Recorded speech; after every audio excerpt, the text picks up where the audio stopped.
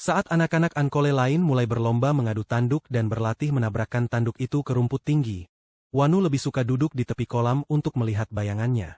"Kenapa tandukku begitu kecil?" bisiknya suatu hari, saat angin meniup permukaan air dan membuat bayangannya bergoyang-goyang. Anak-anak lain sering menggodanya.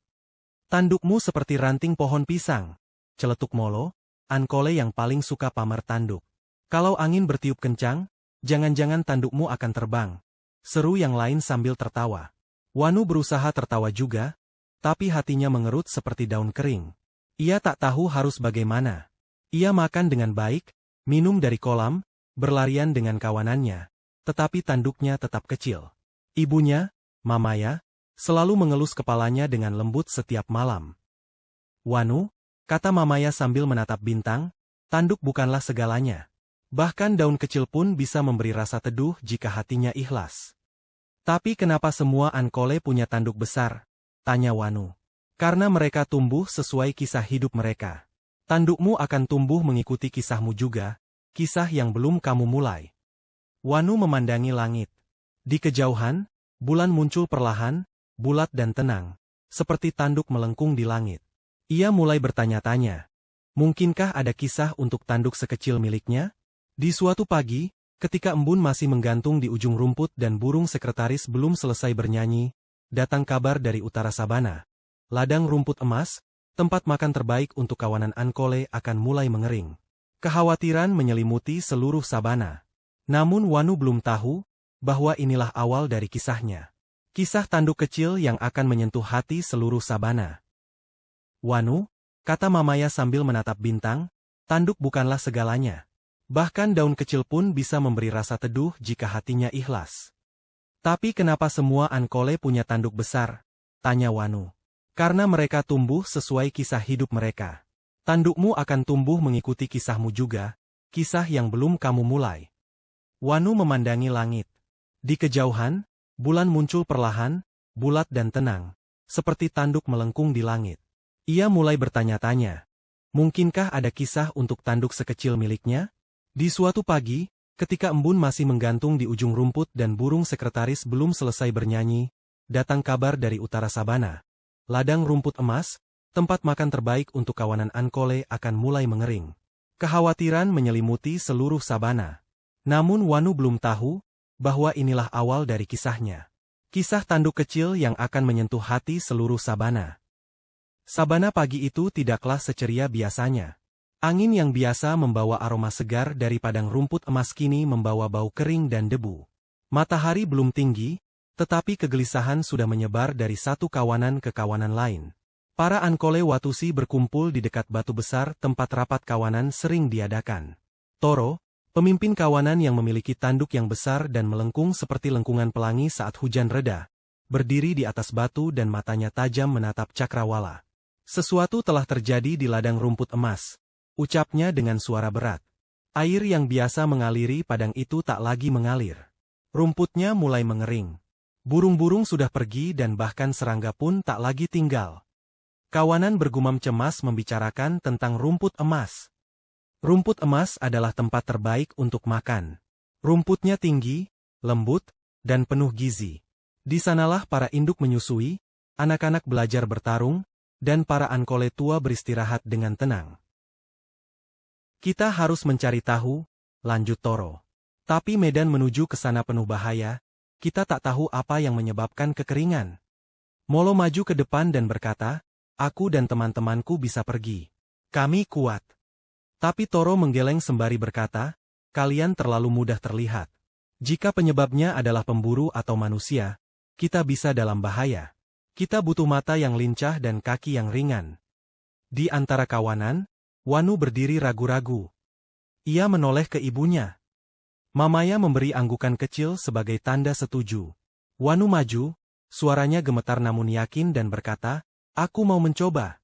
Tawa kecil terdengar dari beberapa anggota kawanan. "Kamu dengan tanduk seperti lidi?" bisik Molo pada yang lain. Namun Toro gak tersenyum dan memandangi Wanu lekat-lekat. "Kenapa kamu ingin pergi, Wanu?" Wanu menarik napas panjang. "Karena aku bisa bergerak dengan cepat dan tak mencolok. Aku tak menakutkan siapapun. Aku bisa menyelinap dan mencari tahu." Aku ingin membantu. Semua terdiam. Toro menunduk pelan, lalu mengangguk. Keberanian tidak diukur dari ukuran tandukmu, Wanu. Tapi dari isi hatimu. Kau boleh pergi. Mamaya mendekat dan mengusap pipi anaknya. Ingat, Wanu, sabana sangatlah luas, tapi hatimu lebih luas. Dengarkan suara angin dan dengarkan instingmu. Pagi itu, dengan seutas tali kecil dari rumput kering di lehernya sebagai penanda perjalanan, Wanu memulai langkah kecil menuju tempat yang paling penting di hidupnya, yakni padang rumput emas. Ia tidak tahu apa yang akan dihadapinya nanti, tetapi ada nyala kecil dalam dirinya yang menyala untuk pertama kalinya. Seekor burung sekretaris terbang rendah di atasnya, seolah menjadi penunjuk jalan. Dan sabana pun menyaksikan. Seekor anak ankole bertanduk kecil, berjalan dengan keberanian sebesar gading gajah dewasa. Langkah-langkah Wanu terdengar ringan di antara semak dan rerumputan. Setiap langkah yang ia ambil terasa seperti loncatan besar, bukan hanya dalam jarak akan tetapi dalam keberanian. Wanu melintasi semak akasia, menghindari sarang semut, dan menyeberangi sungai kecil yang biasanya ramai oleh kijang dan zebra. Tapi kali ini, semua terlihat kosong. Airnya surut dan dasarnya terlihat retak-retak seperti tanah yang kehausan. Aneh, gumam Wanu sambil menunduk dan ia melihat sesuatu di dekat sungai. Sebuah bekas roda besar dan jejak panjang menuju utara, ke arah ladang rumput emas. Itu bukan jejak binatang, tapi ini adalah jejak manusia. Jantung Wanu berdetak lebih kencang. Ia melanjutkan perjalanan dengan lebih hati-hati. Rerumputan mulai berubah warna dari hijau cerah menjadi kuning pucat. Serangga-serangga yang biasanya berdengung mulai hilang. Bahkan burung sekretaris yang tadi terbang mengiringinya, kini menjauh, seakan takut pada sesuatu. Tiba-tiba, semak bergerak. Dari balik pohon, muncul seekor hiena. Matanya menyala, lidahnya menjulur, dan ia menatap langsung pada Wanu. Wanu mundur perlahan dengan badan gemetar karena Wanu ingat gak punya tanduk besar untuk bertarung dan gak punya tubuh besar untuk menakut-nakuti. Tapi ia ingat kata-kata ibunya. Dengarkan suara angin dan percayai instingmu. Hiena itu menggeram, bersiap untuk menerkam. Wanu meloncat ke samping, berlari secepat angin menuruni bukit kecil. Ia melesat masuk ke dalam rumpun ilalang tebal. Hiena mengejar, tapi Wanu lebih kecil, lebih gesit dan larinya sangatlah cepat.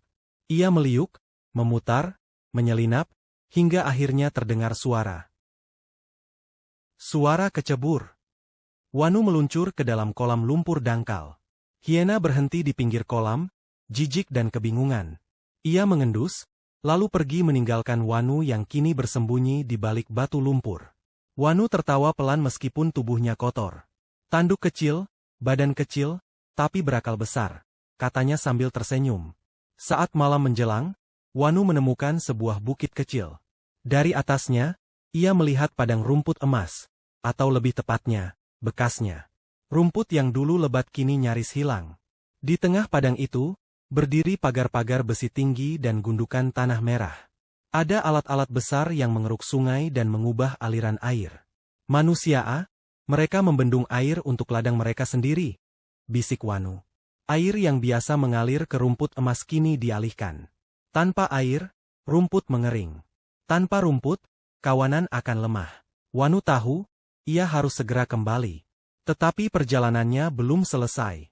Ia perlu rencana. Ia perlu bantuan. Dan ia butuh lebih dari sekadar semangat. Ia membutuhkan sahabat. Dan malam itu, saat langit ditaburi bintang, Wanu berbaring di balik pohon dan memandangi langit. Aku tahu apa yang harus kulakukan, bisiknya. Tanduk kecil ini akan membawa harapan besar. Keesokan paginya, Wanu melanjutkan perjalanan, mengikuti aliran sungai yang menyempit. Ia ingin mencari ujung bendungan yang akan dibangun manusia agar ia tahu di mana air itu berhenti dan bagaimana mengalirkannya kembali. Namun, di tengah perjalanan, tiba-tiba Wanu mencium aroma manis di udara. Harum seperti mangga matang dan pisang yang lembut. Perut Wanu seketika langsung berbunyi. Ia ingat kalau ia belum makan sejak kemarin. Ia mengikuti aroma itu dan tiba di sebuah rawa kecil. Di tengahnya ada sebuah pulau mungil, seolah tumbuh dari air, penuh dengan pohon-pohon buah aneh berwarna-warni. Buah merah bulat seperti tomat, buah kuning lonjong seperti trompet, dan buah biru kehijauan yang bersinar seperti batu safir. Tak ada jembatan untuk bisa ke sana. Tetapi airnya dangkal. Wanu memutuskan untuk menyeberang. Saat ia tiba di pulau, suara-suara kecil terdengar. Penyusup dan dia bertanduk. Tenang, lihat tanduknya, kecil dan lucu. Dari balik pohon buah, muncullah makhluk-makhluk kecil, tinggi hanya setinggi lututnya. Mereka seperti kancil, tapi bersayap. Warna bulu mereka seperti buah-buahan di pohon ada merah, kuning, biru, dan jingga. Kami adalah para penjaga buah. Kami hidup di pulau ini untuk menjaga keseimbangan rasa dan warna. Siapa kamu? Tanya salah satu dari mereka. Aku Wanu, jawabnya. Aku Ankole Watusi dari Sabana. Aku sedang mencari cara untuk bisa menyelamatkan padang rumput emas kami.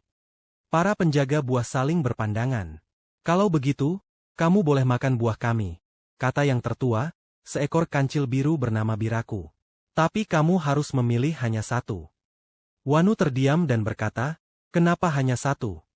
Karena setiap buah punya kekuatan. Tapi terlalu banyak rasa dalam satu hati akan membuatmu bingung, jelas Biraku. Wanu berjalan berkeliling. Ia mencium, melihat, dan akhirnya memilih buah hijau berbentuk bintang.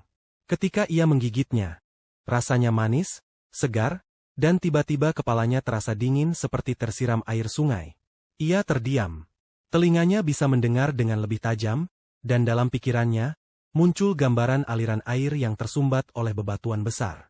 Ia melihat bayangan bendungan dan jalan tersembunyi yang bisa dibuka. Buah itu adalah buah dengar hati dan kau telah memilih dengan bijak. Biraku menjawab. Wanu mengangguk pelan dan berkata, aku tahu jalannya. Aku tahu apa yang harus kulakukan. Sebelum pergi, para penjaga buah memberinya sehelai daun raksasa dari pohon yang paling tinggi yang ada di pulau itu. Ini adalah daun panggil sahabat. Jika engkau membutuhkan bantuan, kibaskanlah ke langit. Kami akan mendengarnya. Wanu terharu dan berkata, terima kasih. Aku takkan melupakan kalian. Dengan perut kenyang dan hati yang penuh harapan, serta sehelai daun ajaib berada di punggungnya, Wanu kembali menapaki jalan menuju Sabana. Ia tahu, waktunya tidak banyak. Tapi kali ini, ia tidak hanya membawa keberanian, ia juga membawa rencana, dan ia membawa sahabat. Perjalanan Wanu terasa lebih ringan setelah mengunjungi Pulau Buah. Buah bintang yang telah dimakannya memberikan kekuatan baru, dan daun panggil sahabat yang diberikan oleh penjaga buah seolah menjadi pengingat bahwa ia tidak sendirian. Ia merasa lebih percaya diri dan siap menghadapi apapun yang ada di depannya. Dalam perjalanan kembali, Wanu menyusuri sabana dengan lebih cepat. Di tengah perjalanan, ia berlari menuruni bukit dengan hati yang penuh rencana. Aku harus sampai ke bendungan itu, gumamnya. Aku harus tahu cara membuka bendungan itu. Tak lama kemudian, Wanu tiba di tempat yang penuh dengan jejak roda besar yang membekas di tanah, dan alat-alat berat yang digunakan oleh manusia. Bendungan besar yang telah dibangun menghalangi aliran sungai yang dulu memberi kehidupan bagi para binatang di padang rumput emas. Airnya mengalir di bawah, tetapi tidak ada lagi yang mengalir ke ladang rumput yang kering. Wanu melangkah maju dan mendengar suara gemericik air, meskipun aliran sungai hanya sedikit. Ia tahu, dengan buah bintang yang telah ia makan, kini ia bisa mendengar dengan lebih jelas. Tiba-tiba, ia mendengar suara dari dalam tanah. Ada celah di sini. Di bawah batu besar, pikir Wanu. Ia menggali dengan cakar-cakarnya yang kecil, menggunakan segenap kekuatan dan keberanian yang ia miliki. Setelah beberapa menit, ia menemukan sebuah lubang kecil di bawah batu besar yang menahan air. Itu adalah celah yang tak terlihat oleh manusia. Wanu melangkah mundur dan melihat sekelilingnya. Ia tahu ia tak bisa membuka batu besar itu sendirian.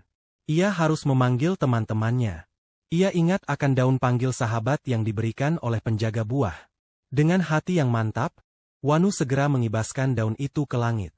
Daun itu bergetar di udara dan cahaya biru segera menyinari langit. Tak lama kemudian, suara sayap berdesir terdengar, dan muncullah makhluk-makhluk kecil dari pulau buah di sekeliling Wanu. Biraku, seekor kancil biru, terbang dengan anggun menuju Wanu. Kami mendengarmu, Wanu. Kami datang untuk membantumu. Dengan bantuan para penjaga buah, Wanu dan teman-temannya bekerja bersama. Mereka menggali lebih dalam, menarik batu-batu besar, dan membuka celah yang lebih lebar. Air mulai mengalir kembali, perlahan-lahan mengisi sungai yang hampir kering. Mereka berhasil membuka jalan bagi aliran air yang dulu menghidupi padang rumput emas. Namun pekerjaan mereka belum selesai. Wanu sadar bahwa bendungan ini harus dihentikan agar aliran air bisa mengalir dengan bebas. Ia mengingat sesuatu yang pernah dikatakan oleh ibunya. Tandukmu akan tumbuh mengikuti kisahmu juga dan kisah yang belum kamu mulai. Wanu memandang langit dan merasakan kekuatan baru dalam dirinya. Ia tahu bahwa keberanian bukan hanya tentang bertarung, tapi juga tentang menciptakan perubahan. Dengan bantuan teman-temannya, Wanu berhasil menghentikan aliran bendungan yang menghalangi, dan air kembali mengalir bebas ke padang rumput emas.